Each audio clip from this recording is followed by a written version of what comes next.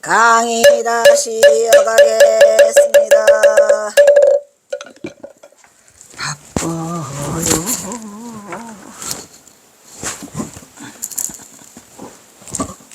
자, 그다음. 좋다. 언제 끝나? 동학농민혁명의 주체들을 외친 보구간민 체포 꾸미는 모든 민중이 함께 지향하는 다시 개벽의 개벽이라는 건 뭐죠? 핵심적인 선언 중 하나로 그것은 공정과 형평과 조화로운 삶을 이룩하려는 데 그 근본이 있었더라.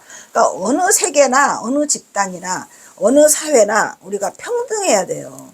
그래서 만민 평등해야 돼요. 이게 차별이 생기면 그때부터 불만이 터지고 불균형이 일어나게 되는 거죠. 자, 좋아. 아이고 좋아라. 집강소네. 아이고 좋아라. 이게 바로 집강소야. 집강소에 해놓고 이제 말하자면 지역사회의 치안을 유지한다고 하지만 나중에 이제 권한이 좀씩 커지고 뭐 이래가지고 집강소가 잠시 설치됐어요. 몇 달. 좋은 세상이 잠깐 열리는가 했는데 다시 일본 놈이 개입하면서 우리나라를 군합발로 짓밟고 들어오는 바람에 다시 이제 전쟁이 일어나는 거죠. 자, 또 한 개 갑니다. 자, 125강 전주화약과 청일전쟁 양국군 주둔. 청일전쟁은 왜 주둔해서 지랄에 싸웠죠? 자, 1894년 동학농민운동 당시 농민군은 전주를 점령하고 정부와 맺은 조약이었어요. 그러니까 전주화약이 어떻게 보면 동학농민 역사상 가장 큰 화려한 가장 큰 그 승리를 얻어낸 거죠. 결과물이 제일 높아져 전주화약이. 그래서 그 전주화약을 맺은 기념으로 동학농민 그거 했나? 5월 11일? 하여튼 5월 15일 그 동학농민 그 기념일을 달려고 했어. 달려. 기념일을 정했어요. 5월 11일로. 그게 전주화약을 맺은 날이라고 하는 것 같아도 나는 몰라. 그래서 전라도 지방의 개혁 사무를 담당할 자치기구인 집강소의 설치와 농민군이 제시한 폐정계약안 실시가 합의됐더라 이런 얘기야. 그러나 이 합의 같은 소리는 합의는 했어. 그러나 일제의 침입으로도 일본 농민군이 다시 일어나면서 이 합의는 파기가 되었더라 이런 얘기야. 1894년 동학농민운동 중 농민군이 전주를 점령한 뒤 정부와 맺은 화약을 우리는 전주화약이라고. 전주화약이 맺어준 후 해산된 농민들은 각 고을에 가서 자치기구인 집강소를 설치하고 폐정계약안을 토대로 개혁을 추진하려고 하였으나 오래까지 못했죠. 뭐 때문에? 그런 다음에 바로 청일전쟁이 발발하는 거예요. 그 이유는 일본 놈들이 뭐 어디서 텐진조약에서 맺은 뭐 서로 군대를 추진하지 않기로 했는데 뭐 청나라 놈이 와가지고 그럼 우리도 일본도 간다 이래가지고 붙은 거야. 근데 결과는 일본 놈 승이지 뭐. 에휴, 일이 안 따라주려면 그냥 모든 게 다 안 좋은 쪽으로 흘러가요. 그냥 그게 바로 나요. 싫다고. 에이. 그러나 청일전쟁이 발발하자 농민들은 일본군 타도를 내세우며 다시 봉기를 가했고 왔잖아. 이로 인해 전주화약은 파기되었더라 이런 얘기야. 동학농민운동 중 민시정권은 농민군을 진압하기 위해서 청나라에 또 원병을 요청하죠. 그러니까 이게 그냥 그 청과 일이 같이 우리나라를 사이에 두고 각축전을 벌이는 덕분에 이 문제가 생긴 거예요. 그래도 청나라는 우리나라와 수백 년 중국이죠. 중국은 우리나라와 조선왕조 500년 이상의 그 관계를 맺어왔기 때문에 그렇게 뭐 이렇게 그 안면 몰수하는 그러한 짓은 안 해요. 일본 때문에 이렇게 된 거죠. 걷다 대고 요청을 한데 일본도 거류민을 보호한다는 거류민 같은 지네가 거류민 데리까지 우리가 거류민 데리고 왔냐? 라는 구실로 군대를 파견하게 돼요. 이때 전주선 정념어 서울로 진격할 계획이었던 농민군 지도부는 청나라와 일본의 군사 주둔에 빌미를 주지 않기 위해서 정부와 화약을 맺기는 일부러 이제 우리는 뭐 저희가 전쟁 안 할 거고 우리는 봉기하는 사람들이 아니야. 그러니까 둘 다 물러가라고 했는데 물러가냐? 그들이 안 물러가지. 에이. 농민군은 화약의 조건으로 폐정계약안을 제시하였고 정부가 이를 받아들여 1894년 5월 7일 날 전주화약이 맺어졌어요. 5월 7일인데 5월 10일인데 폐정계약안에는 신분제의 폐지와 삼정의 개혁 등이 들어있었는데 토지개혁의 요구는 소유권의 군분에서 경작권 경작권의 균분으로 하향 조정되어서 이게 뭐냐 소유권을 주장하지 말고 경작권이 누구에게 있냐라고 해가지고 이제 우리가 왜 그 처음에 조선민주주의 인민공화국 그죠? 북한에서도 나라가 세워지면서 그 토지 문제가 생겨요. 지주제를 폐지하고 지주들의 땅을 뺏어가지고 그 경작하는 사람들한테 내려주고 여기도 마찬가지로 소유권이 아니고 경작권의 분쟁.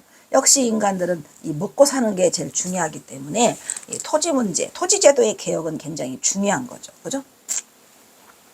전주 화약이 맺어준 해산한 농민들은 각고 올해 자치구인 직강소를 설치하고 폐정계약안을 토대로 개혁을 추진하였더라. 하지만 정부는 약속을 불이행했고 이로 인해 일제히 침입과 함께 청일전쟁이 발발. 남의 나라에 와서 이놈들이 뭐하는 짓거리들이오. 참. 나라가 힘이 없으니까 이렇게 된 거예요. 농민들은 일본군 타도를 내세우며 다시 봉기를 하였고 청나라의 타도는 안 해요. 왜냐하면 우리나라하고 청나라하고는 그래 나쁜 관계를 유지하지 않았죠. 형제 관계를 유지했잖아요. 옛날에 군신 관계에서 형제 관계로 바꿔가지고 잘하고 지내왔었죠. 그래서 일본군 타도를 앞세우며 다시 봉기하였고 이로 인해 전주 화약은 파기되었다. 동학농민군이 황토현 전투 중에서 그 정부군의 승리를 거두고 전주성을 정도해 황토현 원조 황룡강 황룡현 뭐야 이게 거기 또 승리 그 다음에 이제 전주 이렇게 해서 정부군의 승리를 했죠. 전주성을 점령하자 동학농민군이 봉기하자 정부는 청나라의 군대 파견을 요청했고 청나라 군대가 들어오자 텐진조약을 텐진조약이 이제 일본군과 청나라가 어떤 조약을 맺었냐면 조선 땅에는 군사를 파병하지 않고 거기에 주둔하지 않는다라는 약속을 했는데 청나라를 받아들여요. 저기가 그 정부에서 청나라한테 요청을 청하니까 잘못됐지. 텐진조약을 구실러야 일본도 조선에 군대를 보냈으니 그러니까 이게 그 이제 민비와 대원군 얘기가 또 있잖아요. 이런 알력이 있어서 싸우면 집안이 망해. 에휴, 그런 말이 있잖아요. 가장 의지부치 할 데 없는 거지 같은 집구석에서 며느리를 데리고 왔는데 그게 민비야. 아이고, 그러니까 그게 뭐야? 잘못된 거지. 파출소를 피했더니 경찰서가 나타나더라. 조정은 다급히 농민군과 화약을 위해서 청군과 일본군이 모두 물러가게 할 것을 기도했어요. 아니, 싸우니까 이것들이 그러니까 청나라를 먼저 그걸 하면 안 되지. 그래서 어쨌든 갑자기 난리가 나갖고 청군과 일본군이 싸우니까 둘 다 물러가 라고 했더니 텐진조약에 의거하면 조선의 변란이 진정될 때 양국 모두 즉시 병력을 철수해야 하며 잔류하지 못한다는 조항이 있었기 때문에 다 물러가 라고 했는데 물러가나요? 일본 놈이 그때부터 야금야금 먹기 시작하는 거죠. 동학농민군 역시 사정은 마찬가지다. 신식무기로 부정한 경군과의 전투에서 그러니까 경군이 그 서울에서 내려온 군인들과 전투해. 근데 말했잖아요 앞에도 전봉주는 경군과의 전투는 피하려고 그랬죠. 왜냐면은 우리 민족끼리의 동족산전이잖아요. 동족산전이라 많이 피하려고 했는데 덕분에 동학은 많이 그 양보를 하고 저기 져줬어. 그런데 많은 동학군이 피해를 입었죠. 동학군의 주력인 농민에게서 농번기가 다가오고 있었기 때문에 또 농민들이 또 빠져나가요. 이때가 지금 5월달이니까 6월달에 모내기하고 뭐하고 해서 추수기도 받고 하려고 또 빠져나가. 그래가지고 왜 전봉준이 그 사이에 자기도 병이 있어가지고 정맥가 치료했다고 하잖아요. 그러니까 이것도 또 이제 농민군들도 먹고 살아야 되니까 농사가 먼저니라 또 이제 다치고 던지고 가는 거지. 전봉준은 음력 4월 19일 중앙군을 이끌고 내려온 초토사 이것 때문에 문제 홍계훈에게 정장을 보냈는데 억조가 마음을 같이하고 억조창생이라고 하죠. 억조창생 우리 모든 백성들이 마음을 같이하고 온 나라가 의논을 모아 국태공 흥선대원군을 모시고 부자 사이의 윤리와 군신 사이의 의리를 온전히 하여 부자 사이 부자 사이 누구예요?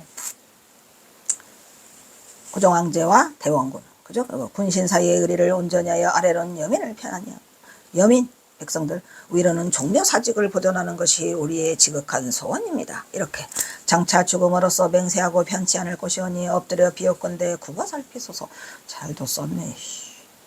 전봉준의 정장을 읽고 그 전봉준이 참 대단한 게 우리 경호성사도 대단한 게 둘 다 충신이고 둘 다 애국자고 둘 다 정말 지독한 그 저기 했어요. 이게 인간의 진실이 통하지 못해가지고 하늘이시여 하잖아요. 우리 경화사사가 하늘을 원망했게 안 할게. 죽는 날 마지막 시에서 원망해요. 하늘을 우러러 전봉준의 정장을 입고 홍계호는 동학농민군을 때려잡으러 왔는데 정장을 받고 멈칫하는 거죠. 이 동학농민이 그런 뜻이 아니었구나. 이게 굉장히 깍듯한 이러한 게 체계가 잡혀 있고 나라를 우러러서 그지 보국안민 제폭군민이 돼 있더라라는 걸 알고 흠칫했답니다. 뭐냐 이 홍계훈 놈아. 그리하여 음력 5월 8일 홍계훈과 동학농민군 지도부는 강화를 맺었어요.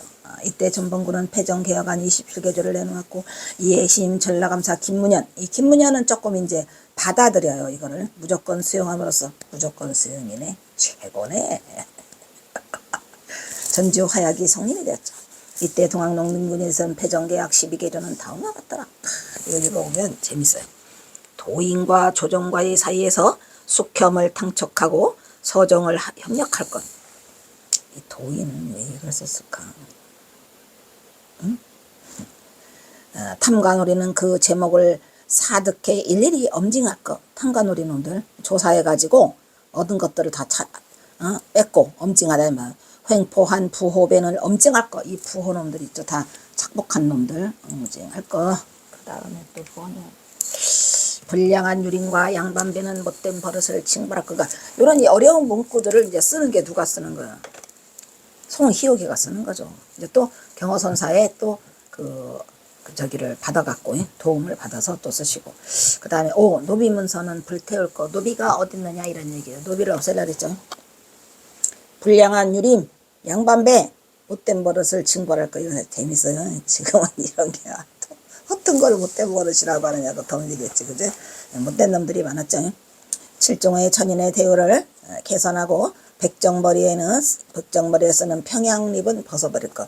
백정이라는 그 표시를 내려고 거기다가 이렇게 뭘 씌우잖아요. 그러니까 멍해지. 그것도 좀 벗어내게 하자. 8천민이 어딨냐. 여기서는 7천민이라네. 청춘 과부의 개가를 허락할 것. 개가. 과부는 그 개가하지 못한다라는 그 법 조항이 있어갖고 지금 같으면 난리가 나겠죠. 요즘에는 이혼해갖고 재혼을 많이 하잖아요. 이 재혼을 말하는 거야. 무명 잡새는 일철커도 어드리지 말고. 무명 이름도 없는 이상한 잡새 같은 것들을 다 거들지 말라. 그 누구야 조병갑이라는 놈이 형제끼리 싸웠다 해서 세금을 받냐. 관리 재형은 지벌을 타파하고 관리를 할 때 지방 그 문벌들을 타파하고 인재란을 등용해라 이런 얘기죠. 그러니까 공명정대하게 실력대로 해라 이런 얘기예요. 10배 외와 간통한 자는 엄증할 거. 외와 간통한 자는 죽여버려야 돼요. 뭔 말인지 아시죠? 공과 사체를 막론하고 기왕의 것은 모두 무효. 이거 됐을까? 이거 됐으면 딱 좋은데, 그죠? 공채나 사채를 다 막론하고 그 이전에 진 빚들은 다 탕감해달라 이런 얘기예요. 모두 무효로 할 것. 토지는 평균으로 분작할 것. 다 나눠서 적당히 나눠가지고 공평하게 할 것.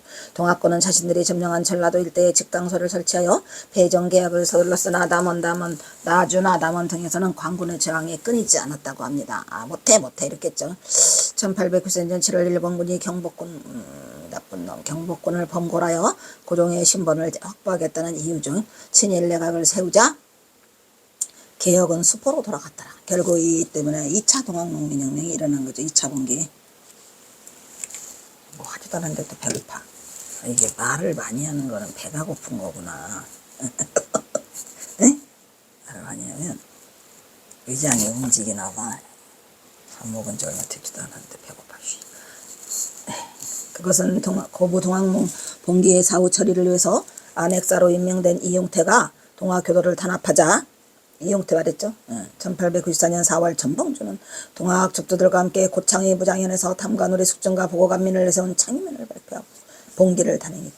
동학농민군이 전라도 일대를 점령하자 정부는 4월 1일 홍계훈을 초토사로 해서 임명해서 동학농민군에 진압을 하였죠. 아까 말했죠. 홍계훈이 4월 7일에 장유영 병정 800명을 일으키고 전주성에 입성했어. 그 병력 800명 갖고 되겠냐. 10만 명이 모였는데 안 되지, 그죠? 그 병력으로는 동학농민군을 진압할 수 없다는 판단을 내리고 정부에 증원군 파견을 요청했어요. 정부는 홍계원의 건의를 받아들여서 16일 강화도 수비병을 전주로 파견했어요. 정부의 병력 파견을 확인한 홍계원은 4월 18일에 전주성을 나와서 동학농민군의 지답을 신뢰했으나 23일 장성에서 동학농민에게 크게 패패하죠. 왜? 잭도 없잖아요. 장성에서 패전복으로 받은 정부는 4월 27일에 이원회를 양호 순병사로 삼고 강화 및 청주의 병력을 추가로 파견하기로. 그러니까 정부도 문제가 많아요. 그냥 여기서 어떻게 화합을 해야지, 화해를 해야지 그냥 계속 달라붙어가지고 끝장을 보는 거죠. 이어서 장성에서 병거를 무찌르는 동학농민군은 기세를 몰아서 정읍태인 금고를 거쳐 4월 27일에는 전주성을 점령해요. 하지만 4월 28일부터 5월 3일까지 전주성 인근에서 지속된 관군과 수차례 공방전에서 관군과 싸우기 싫었는데 저기 양보하는 바람에 엄청난 많은 인적 손실을 입었죠. 특히 5월 3일 전투에서 동학농민군은 500여 명의 사상자를 내는 피해를 입게 되는 거예요. 아이고. 그런 가운데 조선의 파병 요청을 수락한 청국 군대가 동학농민군의 진압을 위해서 5월 5일과 7일에 아산만에 상륙해요. 그러는 바람에 일본군이 상륙해서 청일전쟁이 일어나는 거죠. 그러니까 외세가 들어오는 바람에 우리나라는 결국은 무너지고 마는 거예요. 그 덕분에 동학농민도 실패하게 되고. 이때 청군이 출병하자 일본 역시 텐진조약을 근거로 5월 6일에 군대를 점을해요. 5월 5일 날 청군이 들어오고 5월 6일 날 일본놈이 들어와요. 제물포 인천 상륙작전이냐 이놈들아. 전봉들은 청군과 일본에게 군대 주둔의 빌미를 주지 않기 위해서 우리 때문에 이렇게 될 수 있었다라는 거는 그런 빌미를 주지 않기 위해서 관군에다가 패전계약원을 제시하고 이를 정부가 받아들인다면 동학농민군을 해산하겠다라고 해서 전주화약을 받게 된 거죠. 그러니까 전봉준으로서는 청나라 군대와 일본 군대가 싸우는 것을 원치 않았어요. 그런데 결국은 싸움을 했죠. 홍계훈이 전봉준의 강한을 수락함으로써 동학농민과 정부군은 5월 7일에 전주화약을 5월 5일, 5월 4일, 5월 5일, 5월 6일, 5월 7일 정신이 없구나 그냥 하죠. 전주화약을 체결했다. 전주화약으로 동학농민군과 정부는 전라도 지역의 개혁 사무를 관장할 자치기구로 직강서를 설치하게 되죠. 농민군이 제시한 개정계약안은 실시하는 대신에 동학농민군의 해산에 합의를 했으나 전주화약이 체결된 이후 동학농민군은 전주성에서 철수하고 직강서를 설치하고 패전계약을 추진하기 시작했다. 드디어 관민상화 내가 좋다고 말했잖아요. 관민상화의 민주주의의 초석이 열렸어. 그러고 보니 관민상화가 풀뿌리 민주주의의 초석이네. 그죠? 열리면 못하냐. 오래 못 가. 청일전쟁이 일어나가지고.